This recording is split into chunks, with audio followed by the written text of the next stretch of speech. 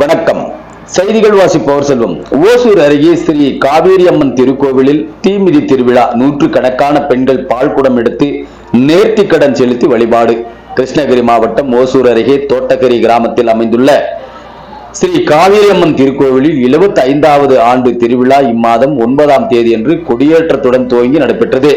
தொடர்ந்து அந்த பகுதியை சேர்ந்த ஏராளமான பொதுமக்கள் அம்மனுக்கு விரதம் இருந்து காப்பு கட்டி சிறப்பு பூஜைகளை செய்து வந்தனர். ஒவ்வொரு நாளும் கோவிலில் அம்மனுக்கு சிறப்பு பூஜைகள் நடைபெற்றது. நேற்று முன்தினம் சிறப்பு அபிஷேகங்கள் மற்றும் மகா கணபதி பூஜையுடன் யாகசாலை பூஜைகளும் நடைபெற்று தீர்த்த பிரசாதங்கள் வழங்கப்பட்டன. திருவிழாவின் முக்கிய நிகழ்வான தீமிதி திருவிழா இன்று திருக்கோவிலில் வெகு விமர்சையாக நடைபெற்றது. முன்னதாக காவேரி அம்மனுக்கு சிறப்பு பூஜைகளை நடத்திய கோவில் பூசாரி தனது முதுகில் இரும்பால் செய்யப்பட்ட 2 அருவாள்களை கொண்டு தனது முதுகில் சாட்டையிட்டு அடித்துக் கொண்டு அருள்வாக்கு கூறியபடியே திருக்கோவிலை வலம் வந்தார். இவருடன் நூற்றுக்கணக்கான பெண்கள் பால்குடம் தலையில் சுமந்தவாறு கோவிலை சுற்றி வலம் வந்தனர். இதனைத் தொடர்ந்து சிறப்பு அலங்காரத்தில் அருள் காட்சி தந்த உற்சவமூர்த்தி காவேரி அம்மனை காப்பு கட்டி விரதம் இருந்த பக்தர்கள் தங்கள் தோள்களில் சுமந்தவாறு திருக்கோவிலை வலம் வந்த பின்னர் அங்கு ஏற்படுத்தப்பட்டிருந்த பிரம்மாண்ட தீக்குண்டத்தில் இறங்கி தீமிதி திருவிழா வெகு விமர்சையாக நடைபெற்றது.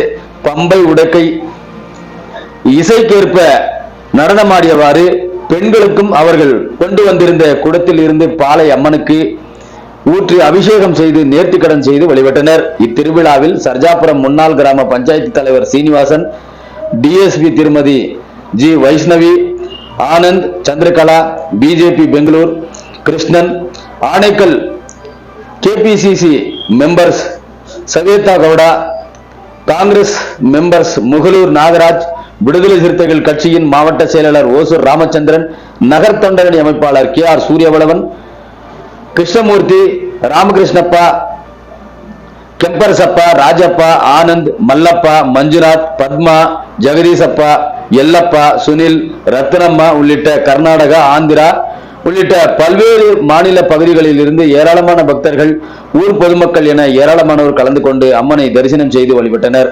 ಓಸೂರು செய்தியாளர் செல்வமுடன் ರಾಮಚಂದ್ರನ್.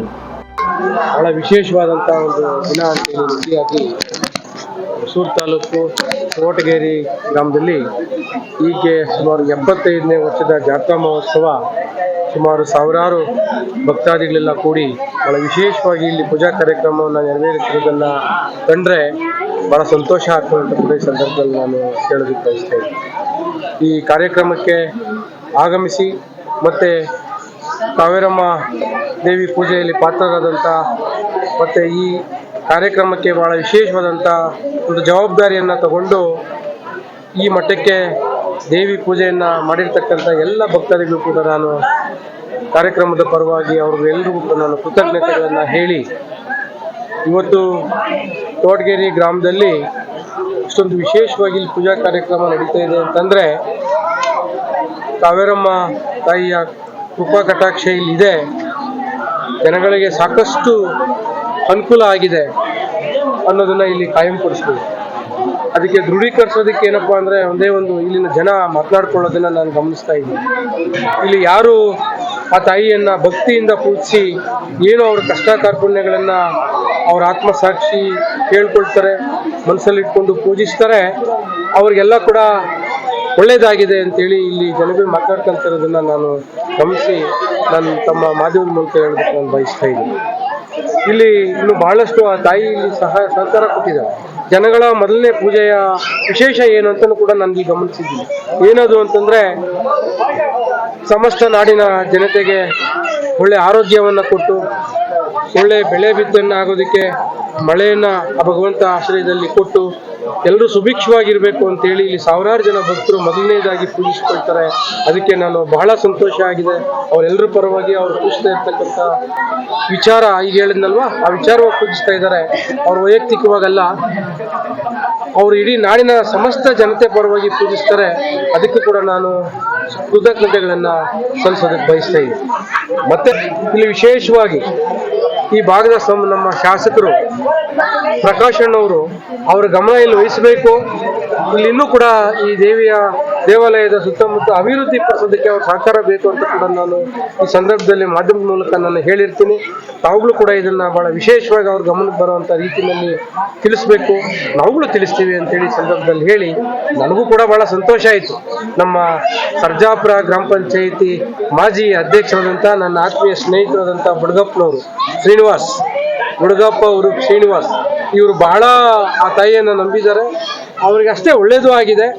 ಅವರು ಕೂಡ ನನ್ನನ್ನು ಇಲ್ಲಿ ಬರಬೇಕು ಅಂತೇಳಿ ಆಹ್ವಾನಿಸಿದ್ರು. ನಾನು ಮತ್ತೆ ನಮ್ಮ ಸ್ನೇಹಿತರು, ನಮ್ಮ ಗ್ರಾಮ ಪಂಚಾಯತಿ ಸದಸ್ಯರು, ನಮ್ಮ ನಾಗರಾಜು, ನಮ್ಮ ಮುಖಂಡರಾದಂಥ ನಮ್ಮ ಕೃಷ್ಣಪ್ಪನವರು, ನಾವೆಲ್ಲರೂ ಕೂಡ ಇಲ್ಲಿ ಬಂದಿದ್ದಕ್ಕೆ ಬಹಳ ಸಂತೋಷ ಆಯಿತು. ಇನ್ನು ಮುಂದಿನ ದಿನಗಳಲ್ಲಿ ಏನಾದರೂ ಒಂದು ದೈವ ಸೇವೆಯನ್ನು ಮಾಡಬೇಕು ಅಂತೇಳಿ ನನಗೂ ಕೂಡ ಅನಿಸಿದೆ. ಅದನ್ನು ಏನಾದರೂ ಒಂದು ಮಾಡೋ ತೀರ್ಮಾನ ತಗೊಳ್ತೀವಿ. ಅದೆಲ್ಲದಕ್ಕಿಂತ ಮುಂಚಿತವಾಗಿ ನಮ್ಮ ಶಾಸಕರು ಈ ಕಡೆ ಗಮನ ಹರಿಸಿದ್ರೆ ಬಹಳ ಈ ಭಾಗದ ಜನಕ್ಕೆ ದೇವಸ್ಥಾನಕ್ಕೆ ಬಂದೋಗೋದಕ್ಕೆ ಅನುಕೂಲ ಆಗುವಂಥ ಕೆಲಸನ ಅವರು ಕೂಡ ಮಾಡಲಿ ಅಂತ ನಾನು ಸಂದರ್ಭದಲ್ಲಿ ದೇವರಲ್ಲಿ ಪ್ರಾರ್ಥಿಸ್ಕೊಂಡು ಅವರಲ್ಲೂ ಕೂಡ ನಾನೊಂದು ಮನವಿಯನ್ನು ಮಾಡ್ಕೊಳ್ತೀನಿ ಅಂತೇಳಿ ಈ ಮಾಧ್ಯಮದಲ್ಲಿ ಹೇಳ್ತಾ ಇದ್ದೀನಿ. ನೀವುಗಳು ಕೂಡ ನಮ್ಮ ಭಾಗದಿಂದ ಬಂದಿಲ್ಲಿ ನಾನು ಬಂದ ತಕ್ಷಣ ನೋಡಿದೆ ಎಲ್ಲ ನಮ್ಮವರು ಈ ಕಡೆ ಇದಾರಲ್ವ, ಮಾಧ್ಯಮದವ್ರ ಸಹಕಾರ ಇರಬೇಕು. ನೀವು ಈ ವಿಚಾರಗಳನ್ನ ಬಹಳ ಹೆಚ್ಚಿನ ರೀತಿಯಲ್ಲಿ ಪ್ರಚಾರ ಪಡಿಸಿದ್ದೆ ಆದರೆ ಇನ್ನೂ ಹೆಚ್ಚಿನ ಜನ ಇಲ್ಲಿ ಬರ್ತಾರೆ, ಹೆಚ್ಚಿನ ಅಭಿವೃದ್ಧಿ ಆಗ್ತದೆ ಅಂತೇಳಿ ಕೂಡ ನಾನು ಈ ಸಂದರ್ಭದಲ್ಲಿ ಹೇಳೋದಕ್ಕೆ ನಾನು ಬಯಸ್ತೇನೆ.